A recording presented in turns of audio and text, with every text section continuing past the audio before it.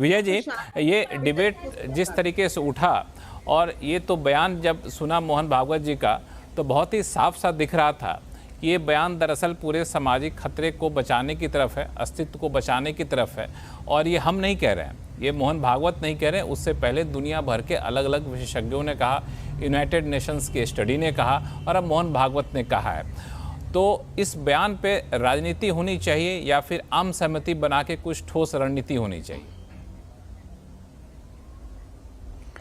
लक्ष्मण जी, एक तो मैं आपको मुबारकबाद देना चाहता हूं कि इतने महत्वपूर्ण विषय पर आप चर्चा कर रहे हैं। अभी तो हम लोग बाकी सभी जगह पर हिंदू मुसलमान पर चर्चा कर रहे थे। एक तो ये अजीब लग रहा है कि आप गंभीर विषय पर चर्चा कर रहे हैं, लेकिन उसके लिए मुबारकबाद। हमारे शो की खूबसूरती यही है। धन्यवाद। चालक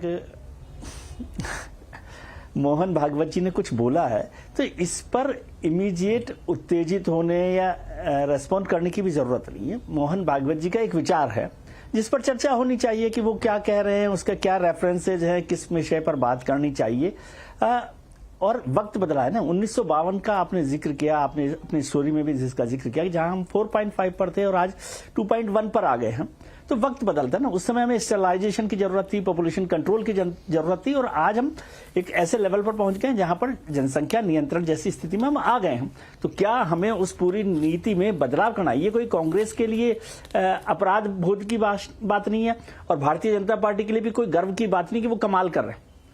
वक्त बदलता है, उसके साथ ही हम अपनी नीतियों को बदलाव करते हैं, उसमें विचार करते हैं और इस पर विचार करने की जरूरत है कि क्या होना चाहिए। मुझे याद आ रहा है कि इमरजेंसी का जिक्र हुआ, वो पॉपुलेशन कंट्रोल का बड़ा काम हुआ।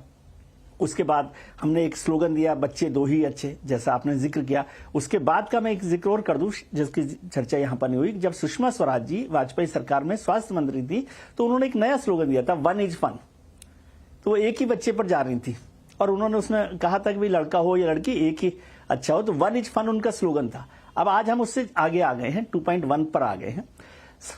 सवाल यह है, एक तो मैं मनु जी से उम्मीद कर रहा था कि वो राजनीति कांग्रेस और भारतीय जनता पार्टी की बजाय बताते पॉपुलेशन कंट्रोल पे कि इसका मायने क्या है, क्या हमें इसकी जरूरत है या नहीं है, लेकिन वो ज्यादा राजनीति बातचीत कर रहे थे। खैर वो उनकी अपनी इच्छा है। मैं उनसे उम्मीद कर रहा था कि वो बताते कि क्या इसकी जरूरत है कि नहीं है, यदि वो इतना उस पर स्टडी करते हैं तो।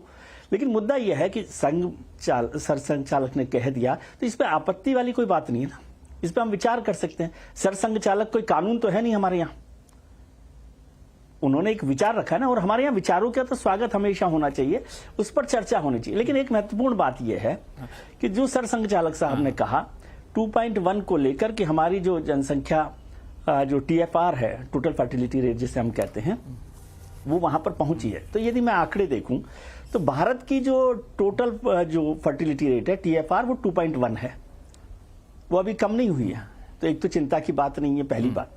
दूसरी बात, पिछले 50 साल में क्या बदलाव आया है कि हमारी जो मोर्टिलिटी रेट थी वो कम हुई है। हमारी जनसंख्या बढ़ने की दर क्यों ज्यादा थी? क्योंकि उस समय बच्चों के 5 साल से कम की उम्र के बच्चों की मौत की संख्या बहुत ज्यादा थी, मोर्टिलिटी रेट बहुत ज्यादा थी।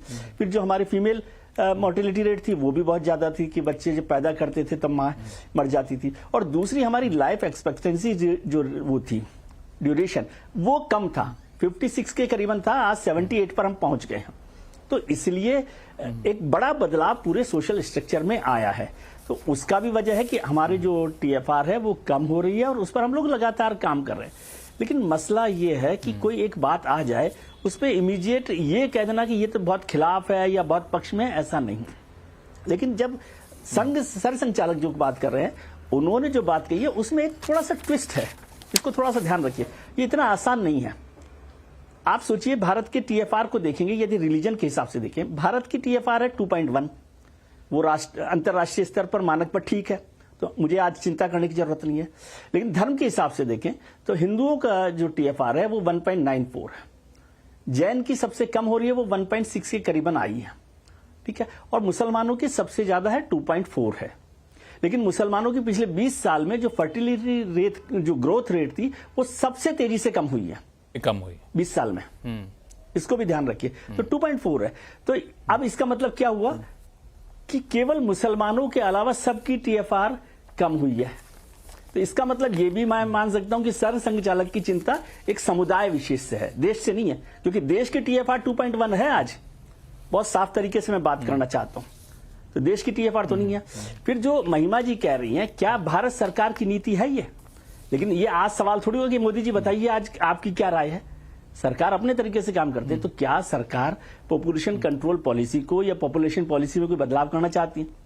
सरकार जब पॉपुलेशन पॉलिसी में बदलाव करेगी तो संसद में इस पर बहस हो जाएगी। इन सब बातों पर भी चर्चा करनी चाहिए, जिक्र करना चाहिए। और मैं समझता हूं उससे भी ज्यादा महत्वपूर्ण विषय है आज कि जो आज हमारी आबादी है, आज चाइना का और इसका जो बड़ा मसला है ना टीएफआर का, वो एज से है। हमारी जो 20 साल बाद 30 साल बाद जो है आज जो यंग इंडिया है वो एजेड इंडिया हो जाएगा, क्योंकि टीएफआर कम होने से एज जो है ना वो बढ़ती जाती है। वो जो है एक बूढ़ा भारत मिलेगा। बूढ़ा भारत का मतलब एक अनप्रोडक्टिव कंट्री। वो एक बड़ी चिंता, समाज कोई खत्म नहीं हो रहा कि 80 करोड़ यहाँ पे हिंदू लोग हैं ना वो अगले 100 साल में भी कम नहीं होने वाले। जी।